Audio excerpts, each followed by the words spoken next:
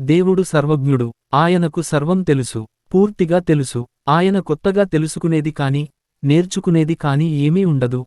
ఆయన జ్ఞానానికి పరిమితి లేదు. గతం, ప్రస్తుతం, భవిష్యత్తు సమస్తం ఆయనకు తెలుసు. కాలమానంలోని విషయాలన్నీ ఆయనకు తెలుసు. కాలానికి ఆవల ఉన్న విషయాలన్నీ ఆయనకు తెలుసు. ఆయనకు ప్రతిదీ తెలుసు, ప్రతి ఒక్కరూ తెలుసు. సమస్త ప్రాణులు, వ్యక్తులు, సంబంధాలు, వ్యవహారాలు, రహస్యాలు, కోరికలు, భావోద్వేగాలు, అధికారాలు, చట్టాలు, అన్నీ తెలుసు.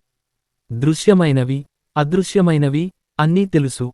పదార్థము, స్థలము, చలనము, కాలము, జీవితము, మరణము, మంచి, చెడు, పరలోకము, నరకము, అన్నీ ఆయనకు ఇట్టే తెలుసు.